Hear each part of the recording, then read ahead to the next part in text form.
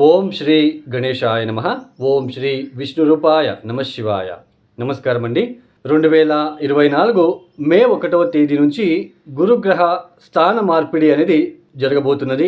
అంటే ఈ యొక్క 2024 మే 1వ తేదీ నుంచి 2025 మే 14వ తేదీ వరకు కూడా గురుగ్రహం వృషభ రాశిలో సంచారాన్ని చేయబోతున్నారు. ఈ ఒక వృషభ రాశిలో ఏదైతే సంచారం ఉందో ఈ ఒక సంచారం ద్వాదశ రాశుల వాళ్ళకి ఎలాంటి ఫలితాలు వస్తున్నాయి అని చూసే ప్రయత్నం చేద్దాం.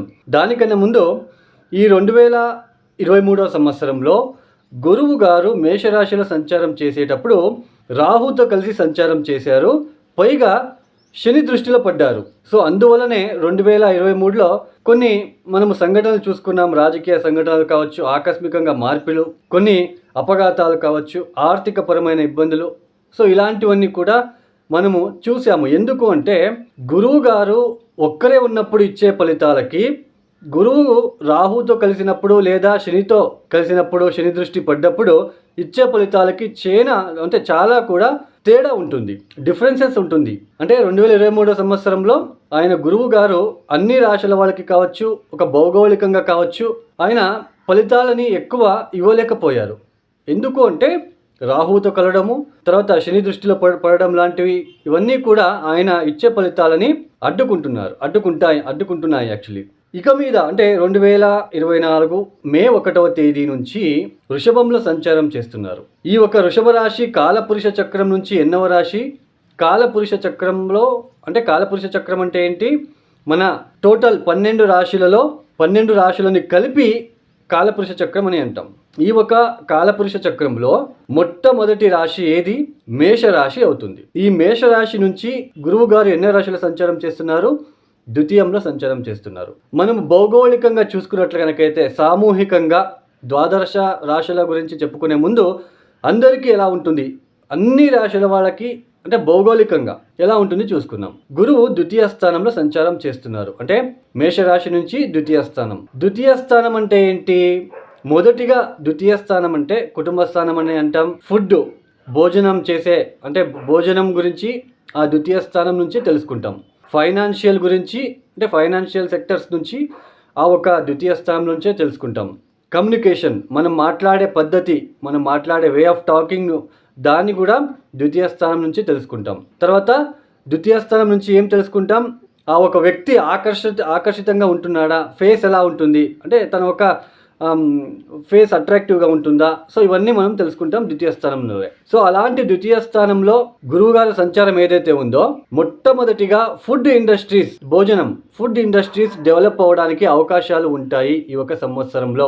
తర్వాత కమ్యూనికేషన్ సెక్టార్లో పనిచేసే వాళ్ళు అంటే మాట్లాడే ఒక సెక్టర్ అయి ఉండొచ్చు. అంటే ఏది ఆ సెక్టర్స్, మాట్లాడే సెక్టర్స్ అంటే టీచింగ్, తర్వాత మార్కెటింగ్ చేసే వాళ్ళు కూడా ఎక్కువ మాట్లాడాల్సి ఉంటుంది.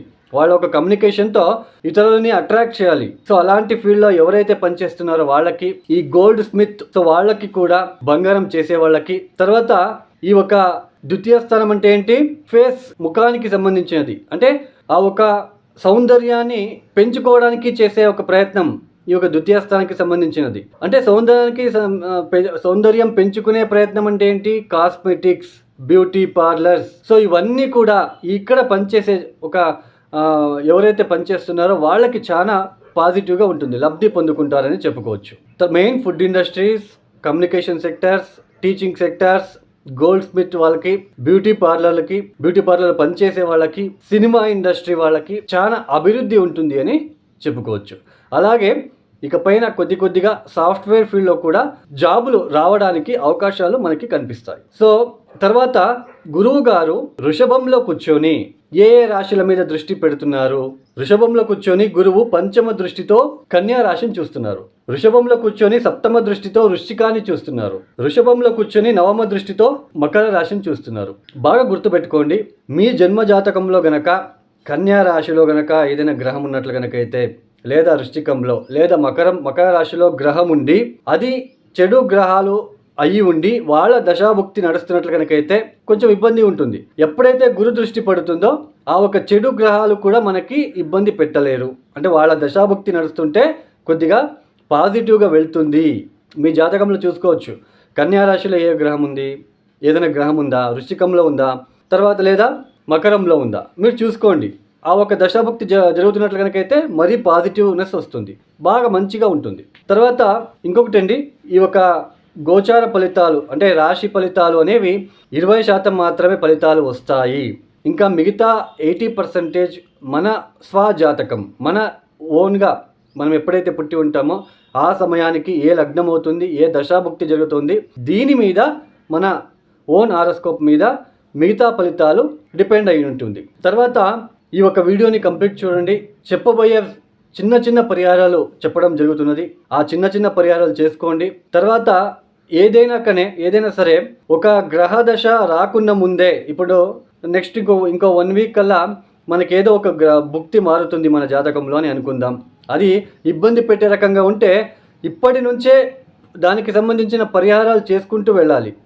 ఆ గ్రహ దశ వచ్చాక మనం పరిహారాలు చేసుకోవడానికి వాళ్ళు వదలరు.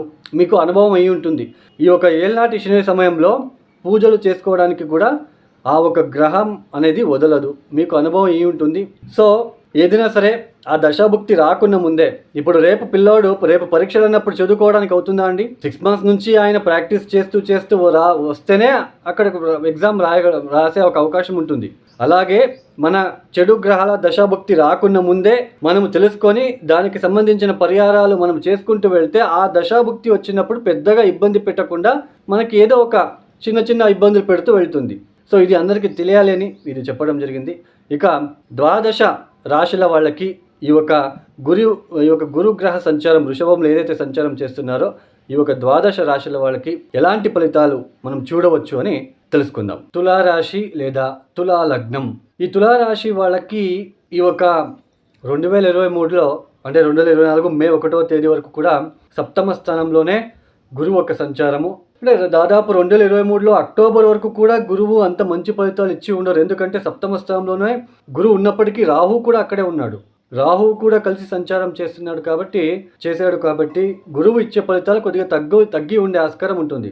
అయితే ఈ ఒక మే 1వ తేదీ నుంచి గురువు అష్టమానికి వస్తున్నారు. అంటే మనము ఆల్రెడీ మీరు చాలా వీడియోస్ని మీరు చూసి ఉంటారు. అష్టమానికి వచ్చేస్తున్నారు, గురుబలం ఉండదు, అది ఇది అని చెప్పేస్తున్నారు. ఇక్కడ చిన్న లాజిక్ మనము గుర్తుంచుకోవాలి. ఈ తులారాశి వాళ్ళకి లేదా తులాలగ్నం వాళ్ళకి తృతీయాధిపతి షష్టాధిపతి అయ్యి అష్టమ స్థానంలో రావడము. ఓకే, ఈ యొక్క తులారాశి వాళ్ళకి 2024 సంవత్సరంలో గురుబలం అనేది ఉండదు. అయితే ఆయన ఒక దృష్టి ఎక్కడ ఉంది, ఎటువంటి ఫలితాలు ఇస్తున్నారు అనేది తెలుసుకునే ప్రయత్నం చేద్దాం. ఆయన ఏ రాశుల మీద దృష్టి పడుతూ ఉంది? మీ తులారాశి నుంచి వ్యయస్థానమైన కన్యా రాశి మీద దృష్టి పడుతూ ఉంది. తర్వాత మీ ద్వితీయ స్థానమైన వృశ్చిక రాశి మీద దృష్టి పడుతూ ఉంది.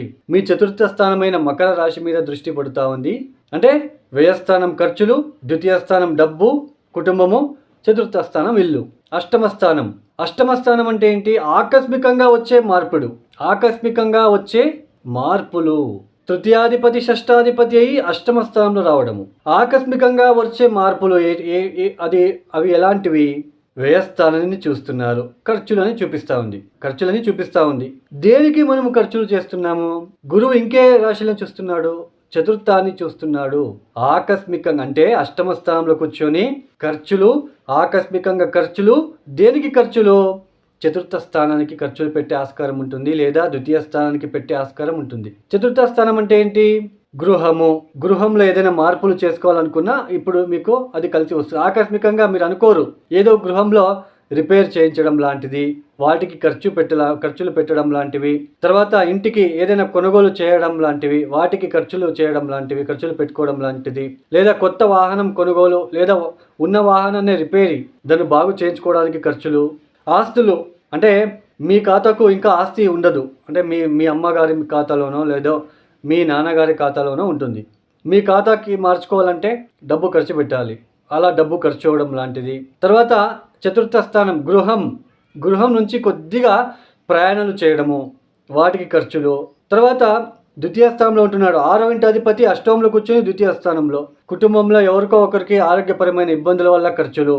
తర్వాత షష్టాధిపతి కూడా అయ్యి అష్టమ స్థానంలో. అంటే మీకు ఏదో ఒక జబ్బు ఉంటుంది, అది మీరు కరెక్ట్గా చూపించుకోలేక ఇబ్బందులు పడుతూ ఉంటారు. ఇప్పుడు ఆ జబ్బు ఏంటి అనేది కనిపిస్తుంది, మీకు తెలిసి వస్తుంది. అంటే గురువు గారు 12వ స్థానంలో కూర్చున్నాడు కాబట్టి శుభ ఖర్చులే ఉంటాయి. కేతు ఒక్కడే ఉన్నప్పుడు చాలా అశుభ ఖర్చులు మీకు తెలియకుండానే అనవసరంగా ఖర్చు పెట్టి ఉంటారు. ఎప్పుడో 2023 అక్టోబర్ నుంచి 2024 మే 1వ తేదీ వరకు అనవసరంగా ఖర్చులు పెట్టి ఉంటారు. అయితే ఇక మీద మే 1వ తేదీ 2024 నుంచి ఖర్చులు దేనికి పెడుతున్నారో శుభకార్యాలకి మాత్రమే. అది శుభకార్యాలు అంటే ఏంటి? గృహానికి సంబంధించిన విషయం కావచ్చు, ఆర్థిక విషయం, వాహనానికి సంబంధించిన విషయం కావచ్చు, ఇంటికి సంబంధించిన విషయం కావచ్చు, లేదా పొలానికి సంబంధించిన విషయంలో, తర్వాత మీ ఆరోగ్యానికి సంబంధించిన విషయంలో, కుటుంబంలో వ్యక్తుల ఆరోగ్య సంబంధించిన విషయంలో, ఇవన్నీ ఖర్చు ఎక్కువ ఉంటాయి. తర్వాత ద్వితీయ స్థానాన్ని చూస్తాడు. కుటుంబంలో వేడుకలు, సంతోషకరమైన వార్తలు వినడం లాంటిది, ఫంక్షన్లకి మీరు వెళ్ళడం లాంటిది, మంచి మంచి భోజనాలు చేయడం లాంటివి కూడా కలిసి వస్తుంది. అయితే అష్టమ స్థానంలో ఉంటున్నాడు కాబట్టి కొద్దిగా స్ట్రగల్ అనేది ఉంటుంది. ఉద్యోగంలో కొద్దిగా స్ట్రగల్ ఉంటుంది. ఖచ్చితంగా తులారాశి వాళ్ళు ఒక 18 గురువారాలు కేజింబావు శనగలని బుధవారం సాయంత్రం పూట నానబెట్టి గురువారం ఉదయాన్నే గోచారంలో ఉంటున్న అష్టమ భావస్థిత గురుగ్రహ దోష నివారణం అవ్వాలి అని మొక్కుకొని గురువు గారిని ప్రార్థన చేసుకొని ఏదైతే మీరు శనగలు నానబెట్టి ఉంటారో నీళ్ళని తీసేసి బెల్లం కలిపి పూజ చేసి ఎద్దులకి తినిపించండి, ఆవులకి కాదు. ఎందుకంటే గురుగ్రహ పురుష గ్రహము, ఎద్దులకి తినిపించండి. తర్వాత తీర్థక్షేత్రాలకి వెళ్ళే వాళ్ళకి కొద్దిగా ధన సహాయం అందించండి. తర్వాత వృద్ధాశ్రమాలకి తగిన సహాయ సహకారాలు అందించడము. ఒక 9 గురువారాలు అమ్మవారికి పసుపు నీళ్లతో అభిషేకం చేయించుకున్నట్లయితే వచ్చే ఇబ్బంది నుంచి బయటపడవచ్చు.